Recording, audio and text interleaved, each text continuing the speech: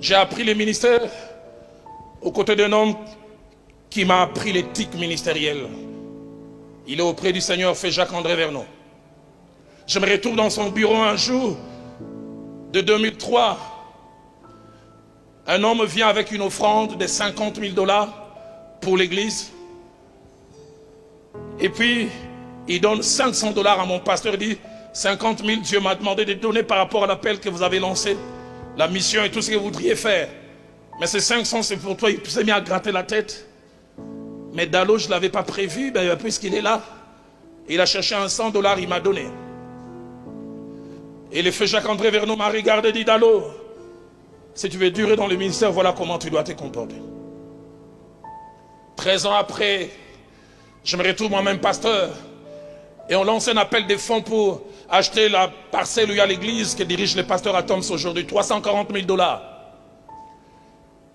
Une femme avait souscrit pour 15 000 $.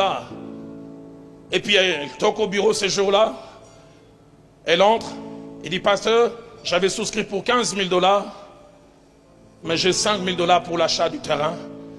Et puis j'ai aussi 500 $ pour toi. J'avais appris par un modèle.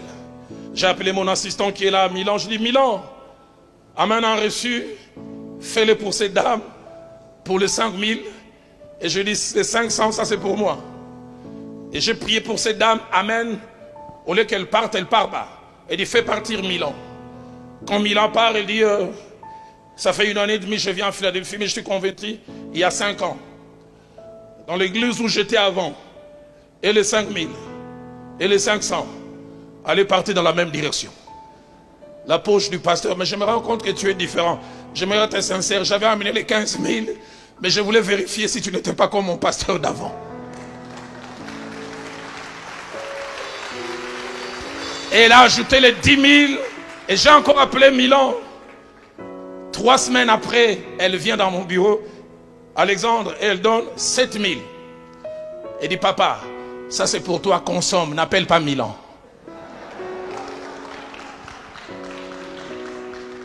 Mon pasteur, le fait Jacques-André Vernon, disait que la conscience est cet aiguillon qui nous pique quand nous voulons aller au-delà de ce que Dieu permet, ou nous sommes en train de vouloir le faire. Il ajoutait encore, la conscience est un signal d'alarme qui nous met mal à l'aise quand nous voulons franchir les limites établies par Dieu. J'ouvre une parenthèse pour dire 4 choses rapidement attachées à la conscience. La première, c'est que la conscience travaille avec le Saint-Esprit, soit pour nous approuver ou soit pour nous reprocher. Dans Romains chapitre 9, au verset 1er, l'apôtre dit, j'ai dit la vérité, je ne mens point. Ma conscience m'en rend témoignage par le Saint-Esprit. Combien c'est merveilleux d'être en accord avec sa conscience. Toujours l'apôtre Paul, il dira dans 2 Corinthiens chapitre 1, verset 12, il dit, ce qui fait notre gloire, c'est ce témoignage de notre conscience, que nous sommes conduits dans ce monde, et surtout à votre égard, avec sainteté et pureté devant Dieu. Deuxième chose attachée à la conscience, elle n'a qu'une façon et une seule façon de fonctionner. Elle nous met mal à l'aise, mais elle nous laisse décider. La conscience nous dérange. Tu es dans cette chambre d'hôtel en voyage, tu es en train de zapper, tu tombes sur une chaîne pornographique. C'est la conscience qui commence à te déranger, mais la conscience ne viendra jamais prendre la télécommande. La conscience te dérange, tu fais dire, hé Roland, ça c'est pas pour toi. Dans 1 Samuel chapitre 24 verset 6, de manière imagée, la Bible nous parle d'une conscience qui travaille. Après que David ait coupé les pans du vêtement de Saül, la Bible dit, son cœur s'est mis à battre. Seigneur, donne-moi un cœur qui bat toujours, qui me dérange. Troisième chose attachée à la conscience, dans sa façon de fonctionner, dans les temps, elle opère de 2 manières. La première, plus elle nous parle, plus nous l'écoutons, plus elle continuera à parler. J'aimerais le répéter, plus elle nous parle, plus on l'écoute, plus elle continuera à parler. La deuxième manière, plus elle nous parle, moins nous l'écoutons, moins elle va parler, jusqu'à finir par se taire. Et vous atteindrez un niveau, vous faites le mal, vous ne sentez plus rien du tout. Un jeune assistant me relate cette histoire. C'était vers les années 94-95 à Kinshasa. C'est à l'époque où il y avait les Mercedes Pharaon. Les premières Mercedes arrivent à Kinshasa. Et il descend avec son pasteur. Et son pasteur regarde ce véhicule. Oh, ça c'est pas un véhicule habituellement dans notre parking. Et il dit à son assistant, avant la fin du culte, ça va devenir mien. Le jeune homme ne comprenait pas. Le pasteur monte juste avant de prêcher et dit, ainsi dit l'Éternel. La personne à qui appartenait cette Mercedes semaine n'était qu'un point de passage. Il y a des ainsi dit l'Éternel, Dieu n'est pas dedans. Et il me fait rire. Il semble que c'était une dame qui priait ailleurs, mais qui ce jour-là, parce qu'elle était en retard, elle a dû s'arrêter à l'église. Il semble que la dame est sortie, elle a démarré la voiture en disant, Seigneur, si tu as besoin de véhicule, suis-moi à la maison.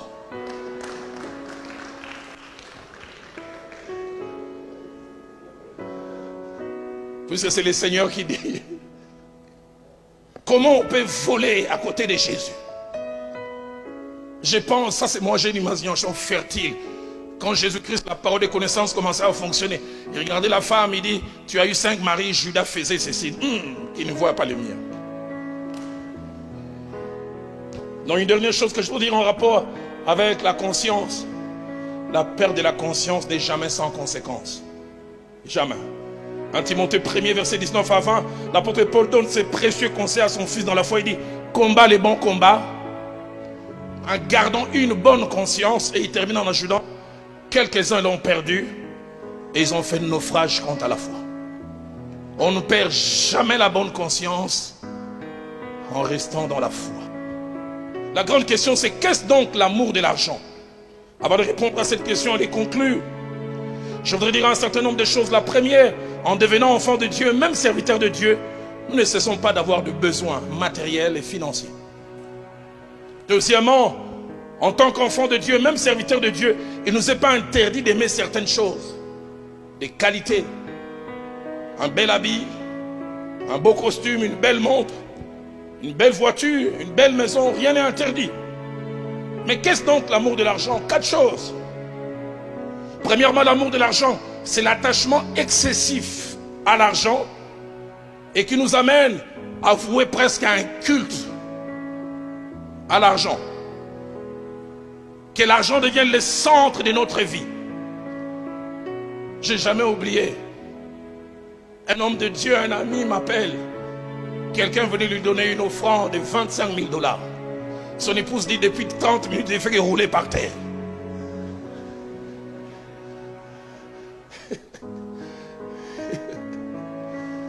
Colossiens chapitre 3 verset 5 parle de la cupidité ou de l'amour de l'argent comme de l'idolâtrie. Deuxième réponse, qu'est-ce donc l'amour de l'argent? C'est avoir son bonheur, sa quiétude et sa paix liée à la présence ou à l'absence de l'argent. Quand tu as péché, tu n'as pas l'air aussi triste. Mais quand tu manques l'argent, même les aveugles voient ta tristesse. Tu es abattu à un niveau. Et troisièmement, l'amour de l'argent, c'est avoir des dispositions à utiliser n'importe quel moyen et n'importe quelle méthode, même contraire à la volonté de Dieu, pour avoir de l'argent.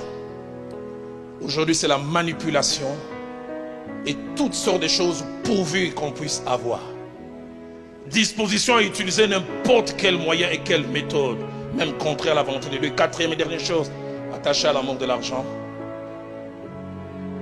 n'avoir que l'argent comme finalité pour le ministère. Ça fait 33 ans que je sers le Seigneur. J'ai appris le ministère aux côtés d'un homme qui m'a discipliné. En 2005, je suis invité par une église en Afrique du Sud. Le pasteur m'a dit, paye les billets, je vais te rembourser. Une grande église. Je paye les billets.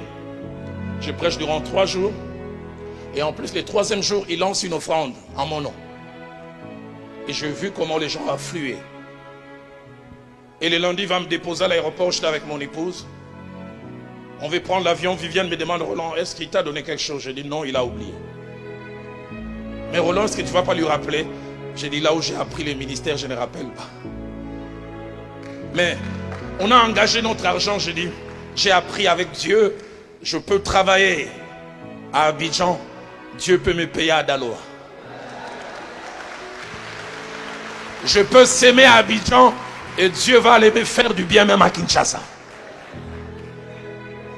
Et vous savez quoi, j'ai pris l'avion 2005 jusqu'aujourd'hui. Jusqu'aujourd'hui, j'ai jamais su. Il avait oublié. Je disais au minimum mon billet que j'ai dépensé. Et puis de deux, pourquoi faire une offrande à mon nom? Mais j'ai vu Dieu me payer diversement. Ce soir, en terminant, je me rappeler ces paroles de 1 Timothée 6, au verset 10, où l'apôtre Paul attache trois choses à l'amour de l'argent. Premièrement, il dit, il est une porte ouverte et le point de départ de plusieurs autres maux. Écoutez ce qu'il dit. Il dit, l'amour de l'argent est la racine de tous les maux. Et deuxièmement, il montre que l'amour de l'argent est une force spirituelle qui possède. Il dit, plusieurs en étant possédés. Ça les saisit. Et troisièmement, il montre qu'il n'est jamais sans conséquence. Il dit, plusieurs en étant possédés, ils se sont égarés loin dans la foi. Et il termine en disant, ils se sont jetés, on ne les a pas jetés. Ils se sont jetés eux-mêmes dans bien des tourments. J'ai connu des hommes de Dieu qui sont rentrés dans la fausse monnaie. Qu'est-ce qui amène à l'amour de l'argent? Premièrement, la marche dans la chair, l'absence de la mort en soi et la non-crucifixion de la chair avec ses passions et ses désirs. Galates chapitre 5 verset 16, l'apôtre dit, marchez selon l'esprit et vous n'accomplirez pas les désirs de la chair. Colossiens 3, 5, faites donc mourir les membres qui sont sur la terre, et à la fin il parle de la cupidité. Deuxième chose qui amène à l'amour de l'argent, la non-protection de notre cœur. Proverbe 4 verset 23 dit, garde ton cœur plus que toute autre chose, car de lui viennent les sources de la vie. Troisième raison, parmi les raisons qui nous amènent à l'amour de l'argent, les mauvaises fréquentations. Il arrive des fois, on a une éthique en rapport avec les finances, mais tu t'attaches aux mauvaises personnes. Moi, à Kinshasa, il y a des gens que j'aime, mais je les aime à distance.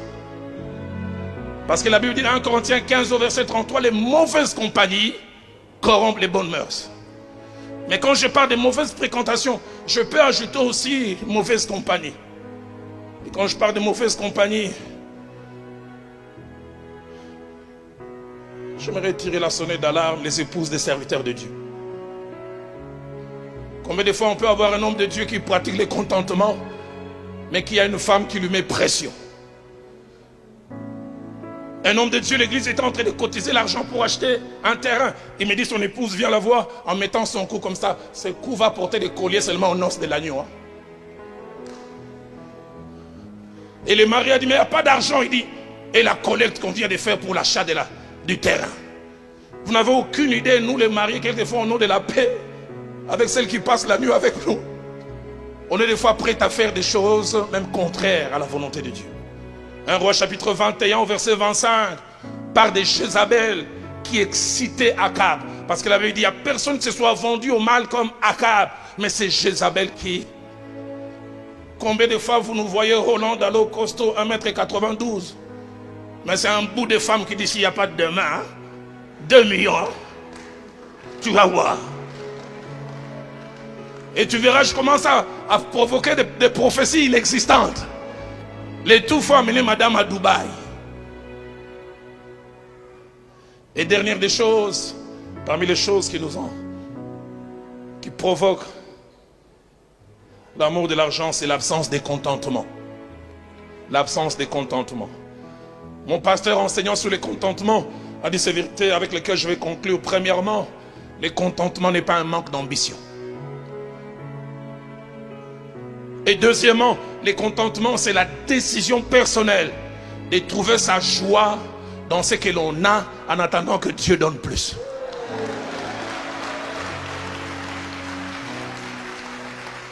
Je décide de trouver ma joie dans ce que j'ai. J'aimerais dire aux hommes de Dieu, ne soyez pas complexés. Tu viens à une réunion, les autres cimetières de Dieu viennent en hammer. Tu viens en vélo au nom de Jésus. Dis aujourd'hui vélo, mais demain on ne sait pas. Une fois, j'étais à New Delhi. J'avais accompagné mon épouse, on devait rentrer à Kiev. Et je me suis retrouvé avec 5 autres serviteurs de Dieu de Kinshasa. Et j'étais en classe économique. Et puis on annonce, les vols au New Delhi, Addis Abeba va embarquer, comme ça arrive souvent.